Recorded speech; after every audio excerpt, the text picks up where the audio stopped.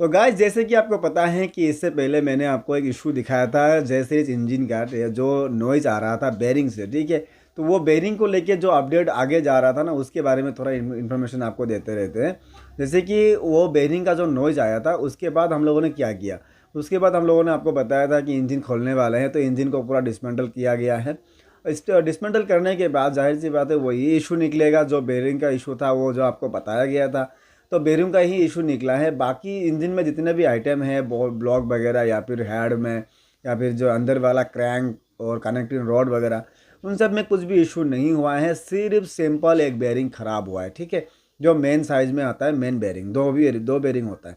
तो दोनों बेरिंग को ही हम लोग रिप्लेस कर देंगे बढ़िया से। रिप्लेस करने के बाद ही ये इशू जो है सॉल्व हो जाएगा, ठीक है ना। तो उस दौरान हम लोग को क्या चीज़ ध्यान देना है कि जैसे इस इंजन जो है वो डिसमेंटल करना और असेंबल करना, ये दोनों चीज़ थोड़ा मुश्किल होता है। क्यों मुश्किल होता है ना, कि इंजन बेरिंग तो लगाना है वो सिंपल है, लेकिन इंजन बेरिंग लगाने के लिए हम लोग को इंजन को पूरा खोलना पड़ेगा। तो अगर आप लोगों को इंजन खोलने का तरीका अगर सही वाला यूज़ करना है और सही तरह तरीका अगर नहीं जानते हैं ना, तो उस टाइम में आपको दिक्कत आने वाला है। क्योंकि इंजन अगर हम लोग डिसमेंटल करते हैं तो वहाँ बहुत सारे चीज़ होते हैं।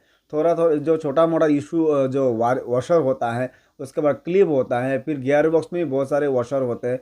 तो हर एक चीज़ को बारीक से आपको देखना पड़ेगा और उसके बारे में जानना पड़ेगा, तब जाकर आप इंजन को डिसमेंटल भी कर पाएंगे और असेंबल भी कर पाएंगे। लेकिन मुझे एक टेक्नीशियन ने बताया था कि जितने भी जानकार हो जाएं, पूरा इंजन खोलने के बाद जब भी असेंबल करते हैं तो कोई ना कोई वॉशर नहीं तो कोई ना कोई बोल्ट रह ही जाता है। पता नहीं ये क्यों होता है, लेकिन मुझे तो आज तक ऐसा नहीं मिला है। जो भी मैंने खोला है अब तक, हर एक चीज़ सही सही से बैठ गया है, सही सही से मैंने रखा है। तो तरीका अगर सही से जानेंगे तो ये भी दिक्कत आप लोगों को नहीं मिलने वाला, ठीक है।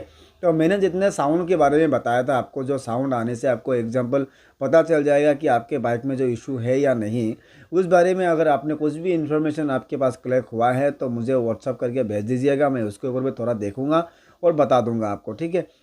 बाकी मैंने क्या सोचा था ना इस बारे में कि पानी घुसते से ही बेरिंग सिर्फ ख़राब होता है, लेकिन मुझे अभी कंफर्म हो गया कि पानी घुसते या ना घुसे, बेरिंग जो है लोड के कारण ख़राब होता ही है, ठीक है ना। लोग पहले सीखते थे, अभी वो सीख चुके हैं। अभी वो ज़्यादा दिक्कत आ ही नहीं रहा है और प्रॉब्लम वगैरह जो हो रहा था वो भी सॉल्व हो गया है। लेकिन साइड में देख सकते हैं, मैंने आपको थोड़ा क्लिप दिखा दिया है जिस तरह से मैंने इंजन को खोला है और क्या क्या चीज़ हम लोगों ने फिटिंग किया और किस तरह से हमने उसको असेंबल किया है। और गियर बॉक्स जो मेन केस होता है उसको अगर हम लोग डिसमेंटल करते हैं तो उस टाइम में किस कंडीशन में रहता है वो भी आप लोग साइड में देख सकते हैं। इस कंडीशन में रहने से ही आपको कंफर्म हो जाएगा कि आपका जो इंजन है वो असेंबल और डिसेंबल दोनों बहुत बढ़िया तरीके से हो चुका है। और आपको क्या ध्यान देना है जब भी आप असेंबल करेंगे, हमेशा वो जो क्रैंक और जो आपका बैलेंसर दोनों का जो पिनियन बैठता है, उसका जो ग्रुप है, उसको ही आपको ध्यान देना है कि वो डॉट मार्क जो है बराबर से बैठा है या नहीं। क्योंकि डॉट मार्क अगर सही नहीं होगा तो क्रैंक जो है आपका बबलिंग करने लगेगा और वाइब्रेशन बहुत हाई हो जाएगा, ठीक है। तो इसीलिए क्रैंक जब भी बैठाए तो इस चीज़ को हमेशा ध्यान दीजिएगा। उसके बाद गियर बॉक्स में अगर आपको ध्यान देने लायक कुछ मिले या फिर जो चीज़ है जो वो है वॉशर, ठीक है। अगर हम लोग गियर बॉक्स को नहीं निकालते बाहर या फिर पूरा डिसमेंटल नहीं करते, सिर्फ गियर बॉक्स को सिंपली साइड कर देते हैं, उस टाइम भी हम लोग को वॉशर ध्यान देना है। तो वॉशर कहाँ कहाँ रहते हैं वो भी आपको जानना ज़रूरी है। वॉशर रहेगा टोटल आपका 3 वॉशर रहता है इंपॉर्टेंटली। जो आता है आपका गियर शाफ्ट के ऊपर भाग में एक, नीचे में एक और बीच में और एक रहता है, ठीक है। तो वो तीनों वॉशर ही आपके गिरेंगे अगर कभी भी आप गियर बॉक्स निकालते हैं तो। बाकी के वॉशर जो है कभी नहीं गिरते क्योंकि उसमें क्लिप लगा हुआ रहता है।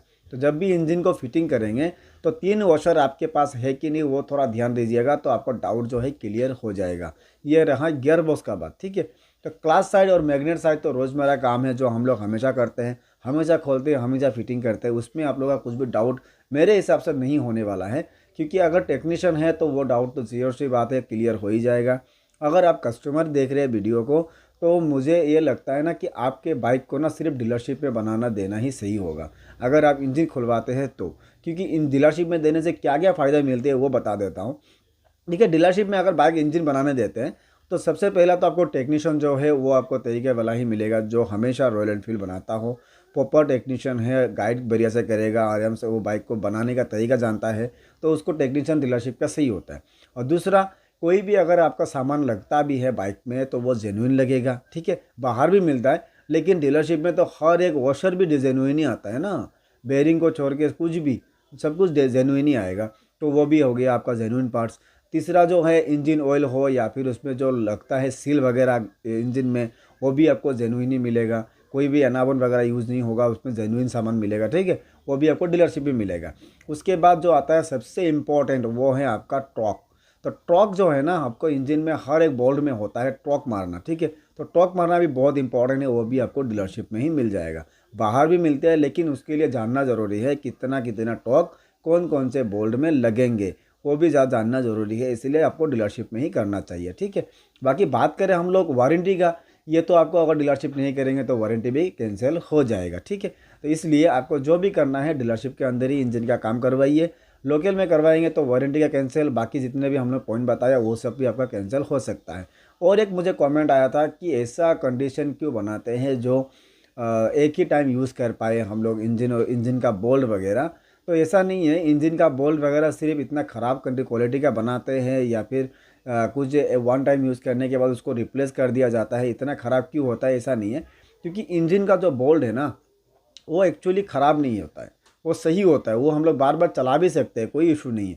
लेकिन उसमें दिक्कत क्या क्या आता है ना, जब भी इंजन सील किया जाता है तो जो भी बोल्ट होता है ना, उसके जो थ्रेड होता है उसमें लॉक टाइट यूज़ किया जाता है, ठीक है। तो लॉक टाइट यूज़ क्यों करते हैं कि इंजन का जो सील है ना उसको मजबूती से पकड़ के रखे, वो लूज़ ना हो जाए, ठीक है ना। तो लॉक टाइट अगर हम लोग एक बार निकाल रहे हैं, उसको खोल रहे हैं बाहर, तो लॉक टाइट को तोड़ के ही निकलेगा बाहर में। तो तोड़ के अगर निकल रहा है तो उसको फिर से लॉक टाइट लगाने से वो प्रॉपर टाइट नहीं होगा, ठीक है। तो इसीलिए क्या किया जाता है ना कि लॉक टाइट हमेशा नया बोल्ट में ही लगता है, इसीलिए नया एक बोल्ट लीजिए, उसमें लॉक टाइट लगाइए, फिर उसको सील कीजिएगा तो वो मजबूती से पकड़ लेगा, ठीक है। तो इसीलिए बोल्ट को चेंज किया जाता है और बोला जाता है कि वन टाइम यूज़ ही होगा, सेकंड टाइम यूज़ बोल्ट नहीं होने वाला है।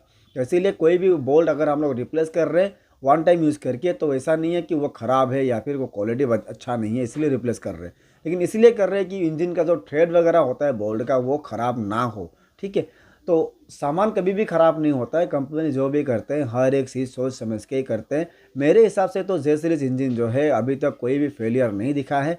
इस छोटा मोटा जो गड़बड़ी था या फिर ख़राबी था वो तो हर एक बाइक में वारंटी के अंदर ही क्लियर हो चुका है, बाकी थोड़ा बहुत रहता ही है, हर हर एक मॉडल में थोड़ा बहुत रहेगा ही, वो कुछ भी बड़ा बात नहीं है, ठीक है ना। लेकिन यही है कि 5 इयर्स कंप्लीट करने के बाद आपका बाइक जो है स्मूथ हो जाएगा आगे जाके, ठीक है। तो उसके बाद भी जो अपडेट आता रहेगा जे सीरीज़ को लेके मैं देता रहूँगा एक एक करके। और उसके ऊपर भी अगर आपके पास कुछ क्वेश्चन वगैरह है या फिर आपका साउंड वगैरह है तो मुझे व्हाट्सअप करके ज़रूर भेज दे, मैं उसके ऊपर भी वीडियो बना दूंगा या फिर आपका क्वेश्चन का जवाब दे दूंगा, ठीक है ना। तो वीडियो ये वाला और इससे पहले वाला कैसा लगा आपको वो भी कमेंट कर दीजिएगा। दोनों वीडियो को मिला के मैंने एक पूरा डिटेल्स आपको दे दिया है, इंजन को लेके जे सीरीज़ को लेके जो भी अपडेट आए थे, ठीक है। और एक चीज़ मुझे पूछा गया था कि ये जो अपडेट हुआ है बेरिंग में, ये कब कितने किलोमीटर से और कितने साल से शुरू हुआ है। मैंने पहले ही बताया था कि बाइक लॉन्च होने के 1 साल के अंदर ही अपडेट हो गया था। तो नेक्स्ट साल से 1 साल के अंदर में जो अपडेट हुए हैं ना, अभी तक लेके पूरा अपडेटिंग ही आ रहा है, तो इसलिए अपडेट वाला ही आपका आ रहा है। जितने भी है पहले आता था 1 साल हो या 1 महीना हो, उसमें जितने भी बाइक लॉन्च हुए थे 1-2 पीस तो नहीं होगा, लाख लाख बाइक लॉन्च हुआ है। तो इसीलिए कोई कोई में आ भी रहा है, कोई कोई में आ ही नहीं रहा है प्रॉब्लम अभी तक, ठीक है। तो ऐसा नहीं है कि आपके बाइक में भी आएगा, नहीं भी आ सकता या फिर कुछ भी हो भी सकता है, कोई पता नहीं है। अगर होता भी है तो पहले ही हो जाना चाहिए, इतना किलोमीटर होने के बाद नहीं होगा। अगर आपका बाइक जो है फोर्थ सर्विस या फिर पेड सर्विस चल रहा है तो अभी तक नहीं हुआ है, तो आगे जाके भी नहीं होगा, ठीक है। वो टेंशन वाला बात नहीं है, ठीक है ना। तो जितने भी इन्फॉर्मेशन आते रहेंगे मैं आपको देता रहूँगा एक एक करके और आपको बताता रहूँगा। और इस तरह के इन्फॉर्मेशन देखते रहने के लिए चैनल को सब्सक्राइब करके बेल आइकन को जरूर दबा के रखिएगा। अगर नोटिफिकेशन आएगा नहीं तो आप देखेंगे कैसे, ठीक है ना। तो मिलते हैं आपसे एक नया इन्फॉर्मेशन के साथ, नया एक वीडियो के साथ, तब तक के लिए बाय बाय।